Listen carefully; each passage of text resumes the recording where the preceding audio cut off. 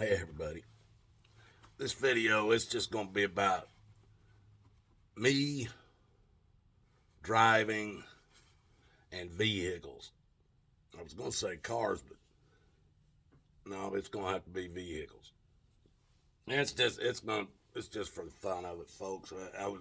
This is what got me on this subject and wanting to do this. I was watching some Cannonball Run, not the show. They had a show called Gumball Rally that probably most of you guys probably never heard of. But then they came out with Cannonball Run after that, which is basically the same thing. Uh, but there is an actual Cannonball Run that they do, and they tried. Richard Rawlins claims to hold the record on it right now, but it's a trip from New York to L.A. and it's a all they do is time you, and whoever gets the quickest time wins. That's it. But I'm gonna get back to that because I want to start off with me and cars and vehicles and fast driving. Uh, I started off, people. My dad he must have had a love for motorcycles, but after he met my mom, he never had one while I was alive.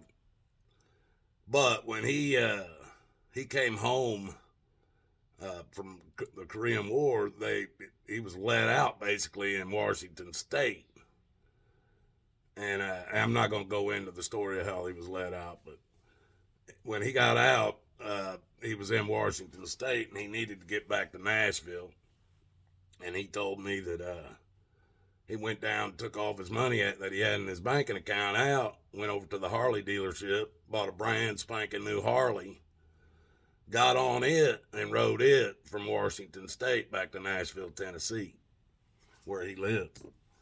And so I kind of, he said what he did was he fell in behind the Greyhound because Greyhound buses used to run a lot.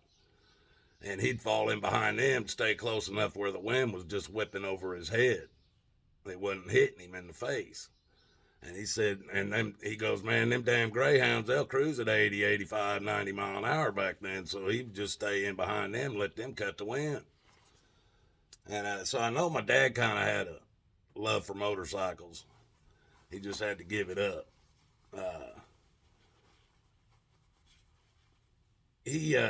Or when I was a kid, I grew up in, when we first moved to Indiana, this place we was living was in a trailer park. Seriously.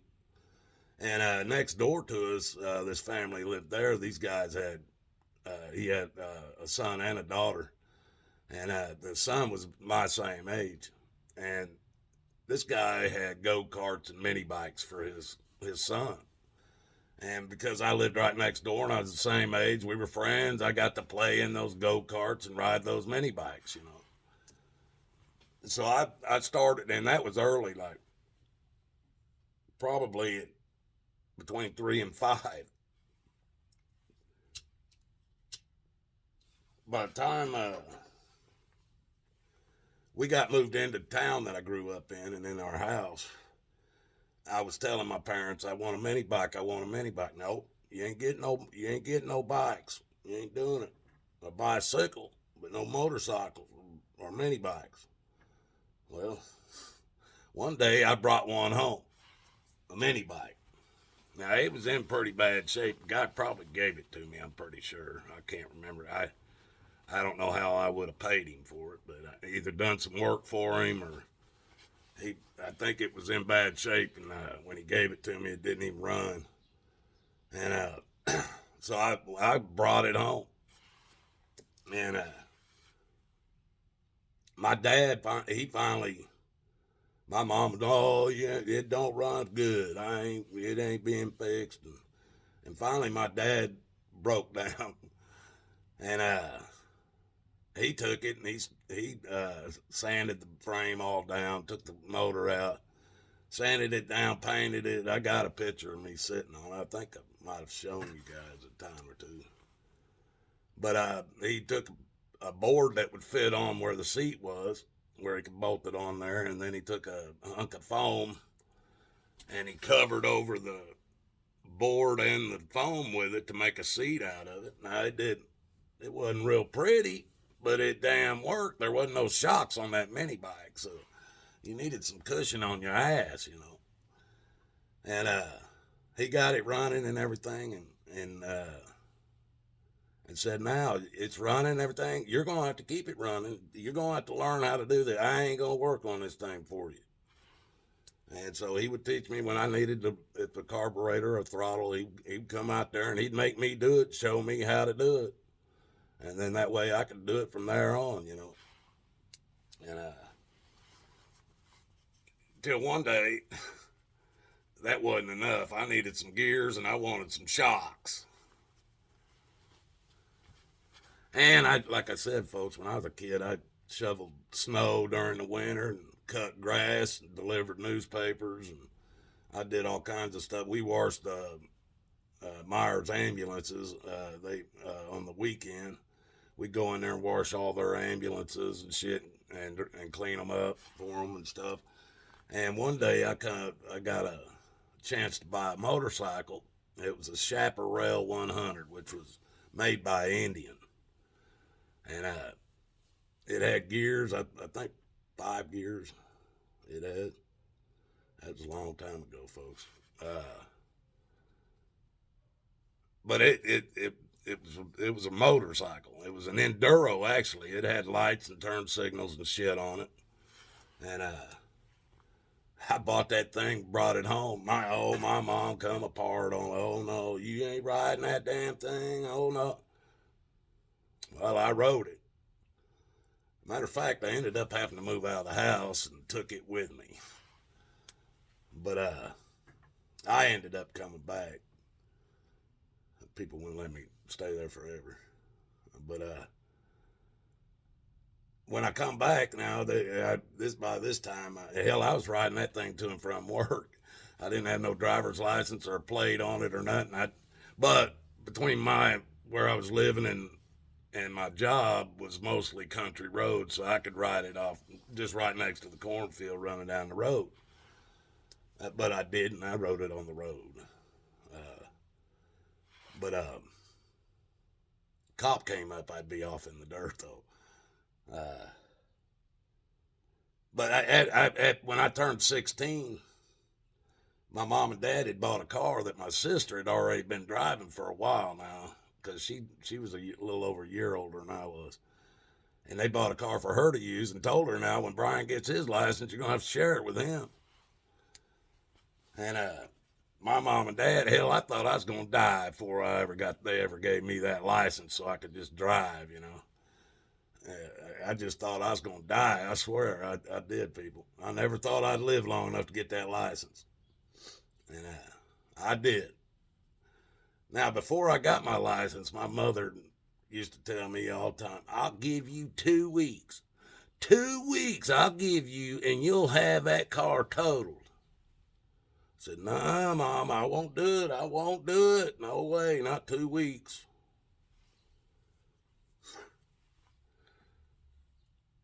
The day they gave me my driver's license, folks, I rode my bicycle down to get it. Went down to the license branch, got it. Got back on that bike, rode it home, and the car was there. I asked my parents, my sister wasn't using. I said, can I take it for a ride? They said, yeah, go ahead. I think it was might have been a weekend night. And they said, yeah, you can just go ahead. You can have it for the night. I was gone. My sister hated it, man. She hated it so bad to have to share that car with me. Oh my, but she's selfish like that. Well, it was about, I think they said 16 hours later. I'm sitting in a parking lot with a run into a friend of mine, and he pulled up one way and I pulled up the other way, so our windows were right there, and we were talking.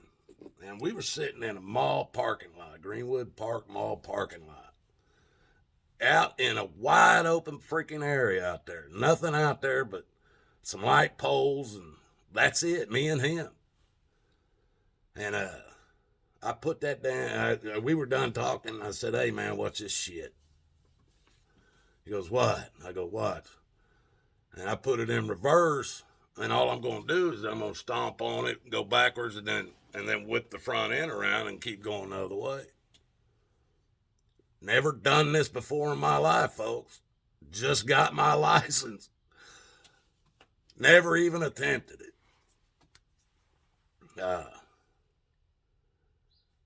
I put it in reverse and I stomped on it. About the time I thought I should cut that front wheel around, I whipped that steering wheel, looking over my shoulder and shit. Didn't see that freaking light pole. Now, that light pole stood about 80 feet in the air and had about 5 foot of concrete at the base of it and about 4 feet wide, thick, around that damn pole. Keep people from hitting it, knocking it down. Well, I hit that thing at full throttle in reverse, cutting the freaking car, brought it around, slammed right into that concrete. The whole ass end of the car, folks, was rusted, a bucket of crap anyway. It was an old 1968 or 69 Plymouth Fury, and the back quarter panels on them, you'd go down the road and they'd flop like this because they was so rusted out. Well, that didn't give it any strength. I pushed the whole bumper and every damn thing. I crammed it up by the back window. And at that time, you had to have an inspection sticker. Well, somebody called the cops, and the cops showed up. He scraped the inspection sticker off, told me to take it home. So I took it home. I parked it down the damn street. I didn't even take it to the house. My sister saw it first. Came home screaming, my mom and dad, he totaled that car, he totaled that car. And they made me go get it. 16 hours. My mom gave me 2 weeks. I beat that by a long shot. Challenge accepted. But hell, anyway, to kind of move on up through here now, the people I grew up, now I never could afford them hot rods and shit back in the 60s and 70s. I couldn't afford that shit, but these people I knew could. Their parents would buy them classic muscle cars, man. 440s and the Road Runners and the 6.6 liter Trans Ams and the damn, all of them, man, Dakotas and the Challengers and all that shit. These kids were running around in this stuff, man. And so I was running, you know, hell, if we're going cruising or something, we're going in their car, not mine, you know. But now as I got older and was able to buy my own shit, afford those shit, I had a 1971 Chevy Nova 350 4 barrel with something coming up there. It had the 350 with a 4-speed on the floor, and I had the big N50s on the back of it with the Kragers, just like back when I was in school, folks. Big wide tires on the back, have the air lifted up, and just go around smoking the tires. But I've had them. I had a damn Chrysler Laser that was a turbo when that was big. I've had like Dodge Power Wagons, big old high setting Dodge Power Wagon. I've had the Rubicon Wrangler for a while. Wasn't really into going fast as much as going where I want to go, you know, anywhere I want to go. A lot of other guys were into going fast. And now I drove fast. I just I didn't care to drive at those 200, 300 mile an hour speeds is what I'm talking about. 150, that's fast enough. Don't need to go any faster than that in a car or a truck, and I wouldn't even go that fast on a motorcycle. I've done about 108 mile an hour on a dirt bike that I built, a CR250, but it was a racing bike.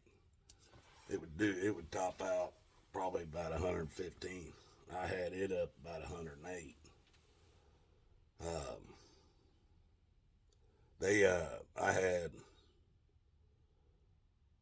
I had this. Now this is what got me on this Cannonball Run.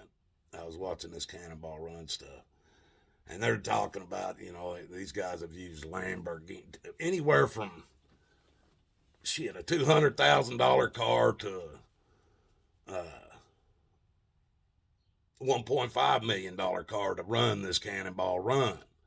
Now, it ain't like they can just get out there like on a racetrack and fucking open it up just on the interstate and just run it wide open all the way across the country. They can't do that. If they get pulled over and given a ticket, that adds time to their run. Could add an extra hour. And if they know this run is happening, and if you get busted and they think you're in that run, hell, they'll put you in jail and impound your damn car. Especially if you're running over 100 some mile an hour and getting nailed doing it. But it kind of makes me laugh because they're spending all this damn big money just to get this damn time on that run. Now, these damn Ferraris and these Lamborghinis and these fucking cars that'll run 200, 250 mile an hour, maybe 300, I don't know. They claim 300. They can't do that on these freaking roads. They can get out west there, now them long straightaways and shit out there, they can open it up, they can run it, they can run it up a bit out there. But they ain't gonna be able to hold it and just mash on it and hold it there. They can't do that shit out through there. Hell, if you moving at 250 mile an hour, you come flying up on somebody so fast you ain't gonna get stopped before you plow into them. So they're doing this in these Ferraris and these Lamborghinis, and at top speeds, maybe they're hitting 150, where they're cruising at 150. Well, folks, when I was a kid, them damn cars registered. They went from 120, some of them registered, to up to your big block cars and shit. They registered 150 mile an hour on the speedometer. If those cars wouldn't do but 120, I heard somebody tell me a damn Roadrunner 440 with a six-pack wouldn't do but around 120 mile an hour topped out. I said, well, you're fucking ignorant, because I was in one in the fucking probably 70s, late 70s. I was in one, and he buried the speedometer, 150, and it went another 5 or 8 miles an hour on past the 150 mark. Clown want to tell me a damn Roadrunner with that motor in it won't do 150. Oh, bullshit. And these damn cars today, my wife's car, damn 2017 Ford Escape. It's got a 1.5 liter 4-cylinder with a turbo on it. 1.5 liters with a turbo, 4-cylinder. And I had it at 110. I had that thing at 110 mile an hour going down I-80 just to see if it would do it. And it did it. This clown wants to tell me a 440 Magnum with a 6-pack on it won't do 150. That's people that don't know their fucking ass from a hole in the ground. But back to this Cannonball Run stuff. I had a damn Dodge Intrepid, 4-door, boat. It had a freaking Hemi. It was a Hemi V6 in it, in this Dodge Intrepid. That thing rode like a Cadillac. We used to drive it from Mesa. We drove it a couple times up to Vegas. Now, from where I lived, it was about an hour trip over to the other side of Phoenix to get on an interstate over there and start heading up an interstate going north towards Vegas, up towards those other gambling towns too. Anyway, that once I got across Phoenix and got over there on that damn interstate and went across that big hunk of desert on the back roads, got over there on that main interstate, I set that sucker on 100 mph and it felt like he was doing 70. I set the cruise at 100. I know that car would do every bit of 120 as well. But it cruised. A damn Hemi V6 cruised at 100 mph with a cruise test. I come back one time because we left Vegas and I jumped right on that interstate, and it's a I can't remember how many 100 miles, but it's a few 100 miles coming down that interstate. Just one interstate, much straight down towards Phoenix. And I jumped on there coming out of Vegas, and 100. I said it maybe 105. My wife goes, she rides in the back. She just goes to sleep anyway, so she ain't paying attention. But in that car, it felt like he was doing 70. I cruised it all the way down to that road where I had to turn off and go the back roads to get back over towards Phoenix. And right before I got on that back road, this damn sheriff fell in front of me. And it was 45 mile an hour all the way back over there. It was like a 40-mile drive at 45 mile an hour. I was just running 100 and 110 coming down through there. It felt like I was doing about 20 mile an hour when I was doing 45. When this sheriff went right in front of me, I couldn't pass him. And I think he stayed there just because. But that's what I'm saying about this Cannonball Run, man. These guys are using $200,000 to $1.5 million to run that damn run. Hell, you don't need nothing that big. You can do it with a damn almost any kind of vehicle that'll run 150 and won't blow apart. Hell, because they ain't doing they're not running. They're not averaging no 250, 300 mile an hour doing that run. No way. Hell, people, I ran semis, fully loaded. I worked for a company out of Alabama one time. I was trying to get my family moved from Arizona out to Alabama after my parents moved out that way. And so I went to work for a truck driver company out of Alabama. We were running potatoes from North Dakota and shit down into Florida and Alabama and was in that area down in there. And they kind of called us the Outlaws for a while. We were they were fucking piling our trailers straight out of the fields. We'd pull out in the fields and they'd load them with conveyor belts. They weren't bagged up on skids. They piled them right into the trailer and halfway up the walls. They didn't have no clue of that. We were guessing at how much weight was in it. Sometimes I had it, I would be maybe under 80,000 pounds when I scaled out, or I'd be at as much as 100,000 pounds when I scaled out. That's how much over I was. And especially if I had full tanks of fuel. Well, we used to run up through back and forth. More trips I made, the more money. I got paid per load. I made 30, I think it was 36% of whatever the load paid. That's what I was paid. So if I was sitting in Alabama when it got unloaded, I'd be in North Dakota or up in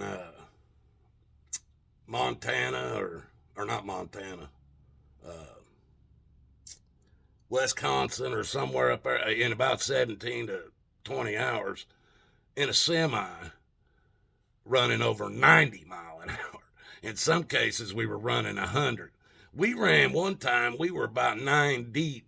It was downpouring about 2 o'clock in the morning. We're running about maybe 20 feet off of each other's bumpers at 90 mile an hour, freaking going from coming up from Alabama going into Wisconsin, up into Green Bay, because we had to be up there by the next morning.